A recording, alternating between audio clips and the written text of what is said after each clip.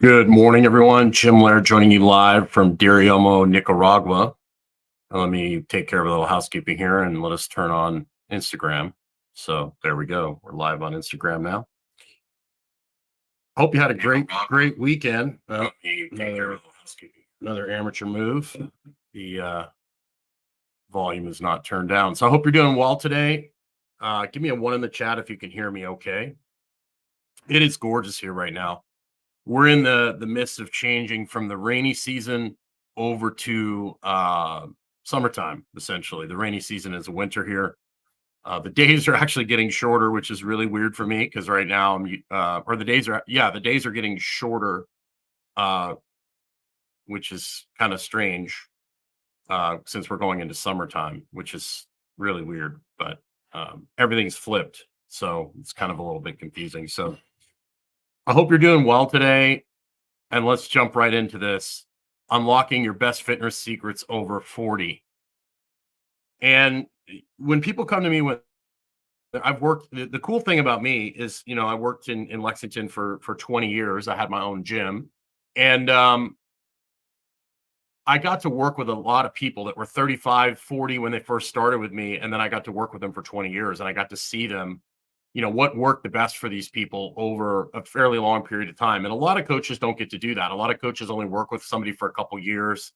I had dozens of clients that I worked with over a 20-year period. So I actually got to see what works and what necessarily doesn't. And your plus 40 men or women, you kind of fall into two categories. You got the category of people that have completely let themselves go. They've buried themselves in their work and their family. They just neglected fitness. They've, developed really bad eating habits.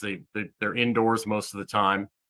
And honestly, those people are probably a little easier to work with than the other side of it, which is you've got the 40-year-old plus person, man or woman, that's got the family, they got the business, but they've also just trained like a maniac. They've worked out really hard and they're just beat up and they're fried.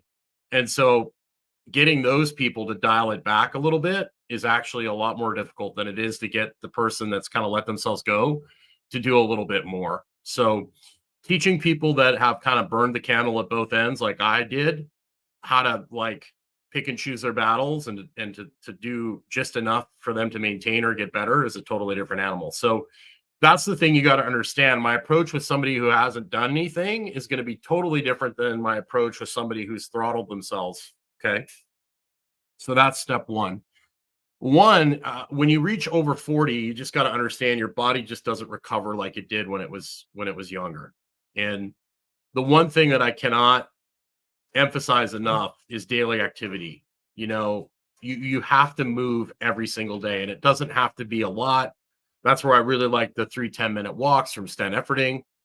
I love getting down on the floor once or twice a day for 5 or 10 minutes, get in quadruped, do some knee circles, flip over, get your ribs down, do some hip thrusts, get in tall kneeling where you're basically both knees are down, swing one leg around, swing it around, back and forth, do some standing cross connects, do some turtles where you grab your knees and roll around on the floor.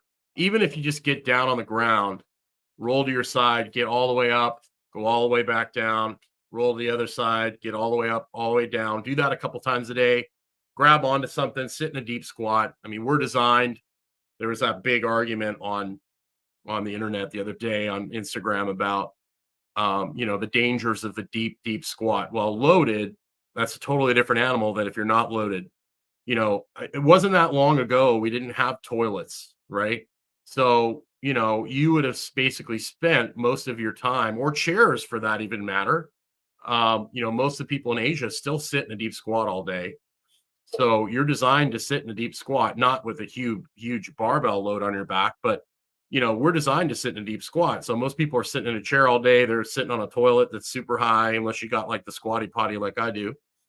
So moving every day is super important. That's probably the number one thing. And the people that I saw that were successful over the longest period of time, they strength train twice a week.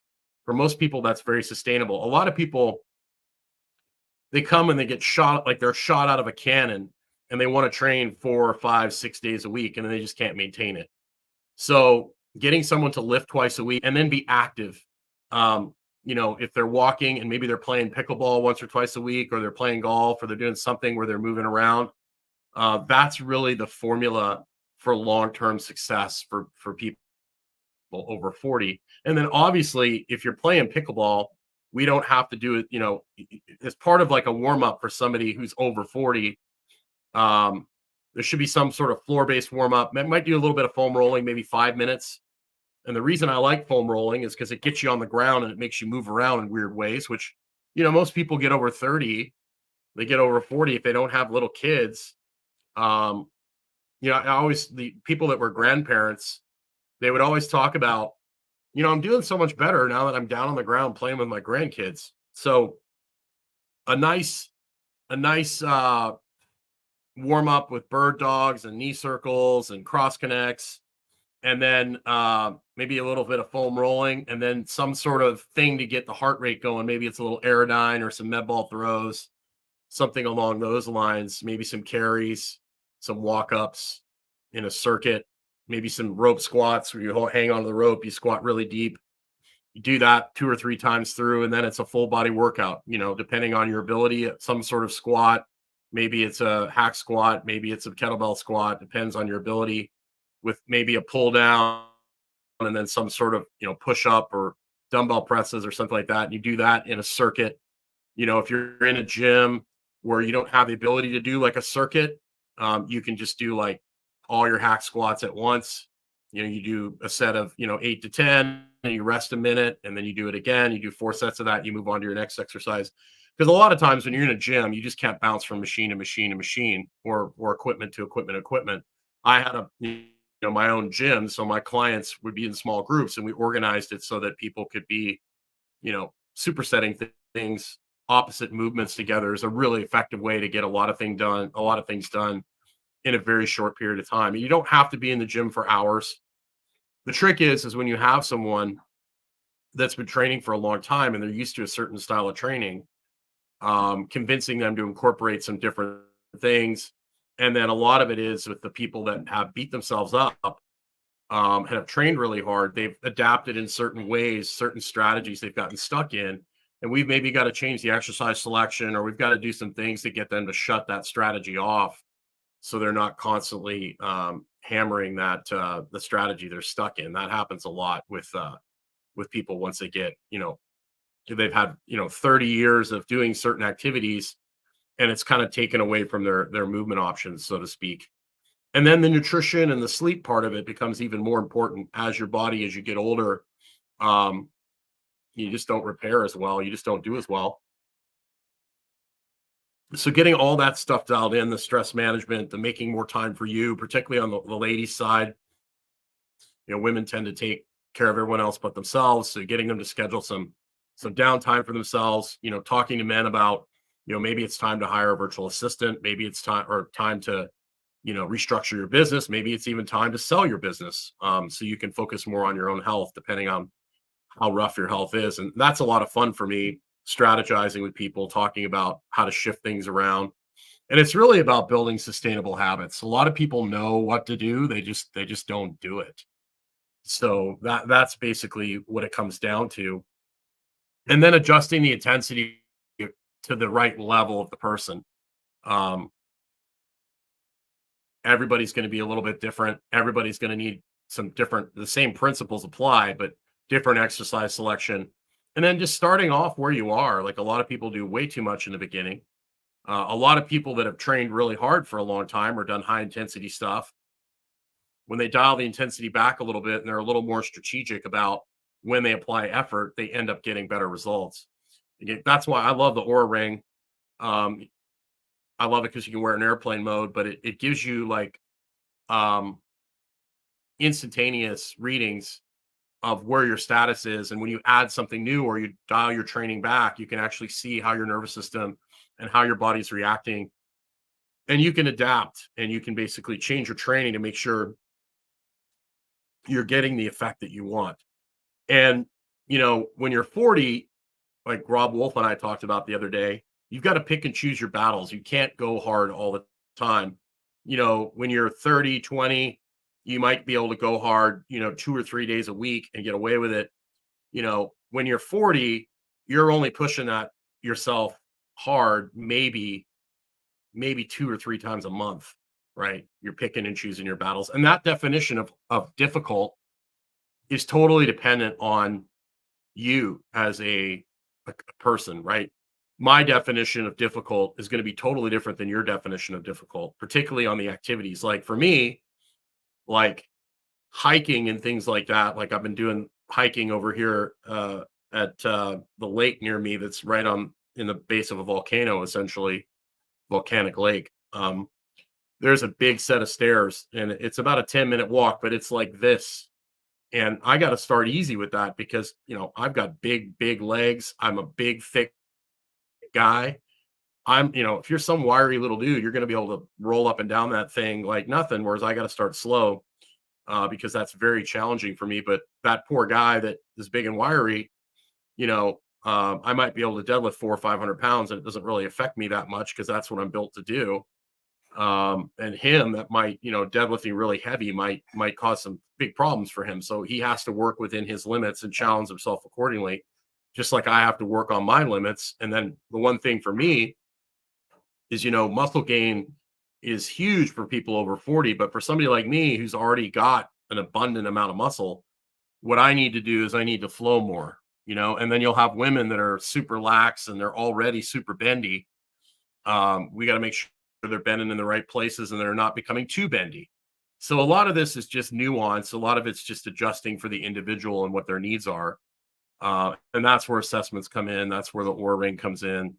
Because if you're already, you know, doing tons of cardio, but you're needing to gain muscle mass, then you need to dial some of that back and add what you need. And then as time goes on, you evolve.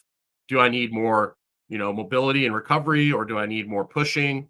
That's all fluid and that changes as time goes on.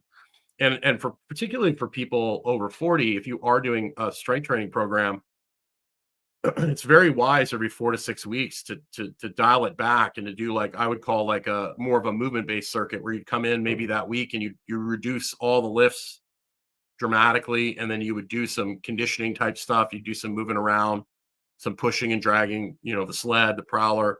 I love the prowler for people over 40. That's something you can do multiple times a week because there's no eccentric. It doesn't beat you up. The one from Rogue with the post, you drag it backwards, you push it forwards, pair that with some medicine ball work. That's a really cool thing that you can do, is you can have some lifting days, and then you can throw in like a conditioning day where there's medicine ball work, there's prowler pushing, there's sled dragging, there's carries, there's things like that that don't beat you up very much. So there's tons of flexibility in what you can do. But the main point of this is basically you've got to pay a lot more attention to recovery. You've got to move constantly, because you can't sit in a desk 8 hours a day when you're 40 and then expect to go to the gym and undo all of that. You've got to get up during the day and you got to take little movement snacks, little movement breaks so you don't, rot, so to speak.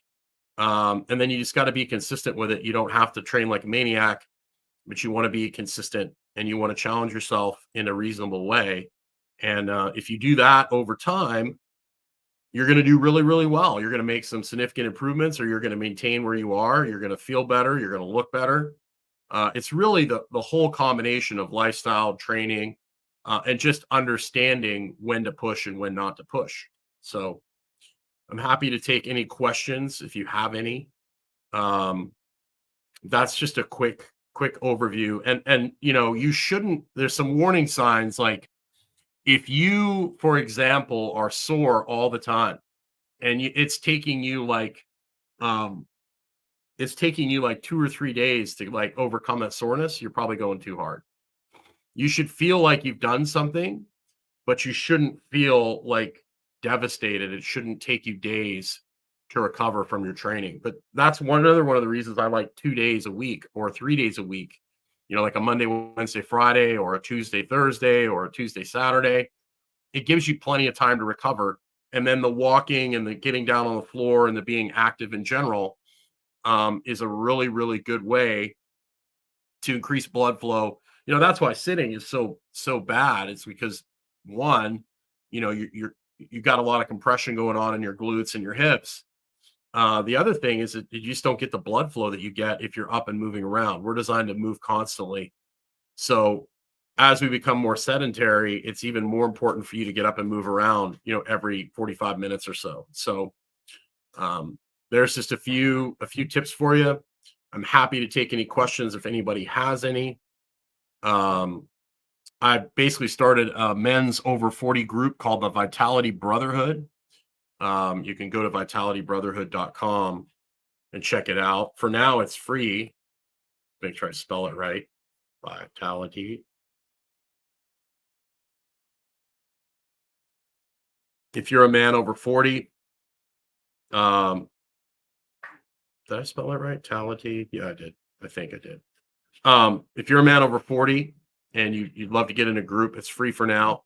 Um, basically my goal with this is to help men restore and revive their vitality, and not only revive it and maintain it, so they can continue to chase excellence. Because a lot of guys, they get over 40, they've worked way too much, they haven't taken care of themselves, they've gotten some bad habits, they've gained some weight, they don't feel good about themselves.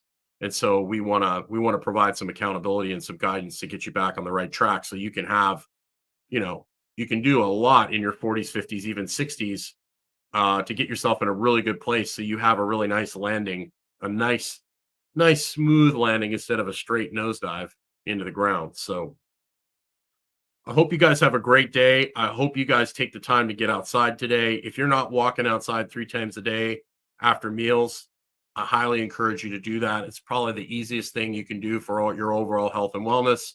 It helps you digest your food. It gets you outside in nature, helps you relax. You can leave your phone behind. It actually controls blood sugar just as good or better than metformin does. Um, and it just helps aid recovery. It helps aid digestion. And it's a wonderful way to just get yourself out of especially if you're in front of a screen all day. I think your circadian rhythm is the number one thing you can do to improve your health. So if you get outside multiple times a day, it's going to help you sleep. And sleep is really the magic bullet. And as you get older, it becomes more difficult to sleep. So it's even more important to get outside in the morning, and to get the lights off at night, and to do all these things so you can maximize those things. And you get all these habits in place, then you can start exploring things like HRT and things like that to help kind of give you a little bit of a boost. But most people make the mistake of, they feel bad, they've got low energy, and they hop on HRT and they don't change any of their habits, and then they end up digging themselves a bigger hole. So have yourself a great day. Thanks for stopping by. Make sure you get outside today, and we'll see you tomorrow. I have an interview I did with Chris Freeman, who's a good friend of mine. I actually did it should be on YouTube now. There should be an announcement. Um, I did a great interview with him. We kind of talk about his evolution as a coach and a parent, and his transition out of his catastrophic injury he received in Iraq. There's a link. If you type in Jim Laird and Chris Freeman on YouTube, if you're going through a hard time right now, that is an incredible interview for you to check out. Chris overcame being basically blown into pieces and dug himself back from nothing. I've known Chris for a long time, like 20 years plus, and probably the best interview I've ever done. And then we've got additional one with him. We did a great interview with Rob Wolf last week, where Rob talks about his evolution, with CrossFit and his books and some of his businesses and some of the adversity he's been through. He talks about switching from a coach to a business owner. It's a really, really great interview. We're going to have Christopher Summer coming up here soon. We're going to have a roundtable with Rob Wolf, Christopher Summer, and myself, which I'm really looking forward to. Just two great minds. Those guys are super smart. Having some discussions on that. So we'll be looking for questions for that. So, lots of exciting things are happening. So have yourself a great day. Make sure you get outside, and we'll see you later.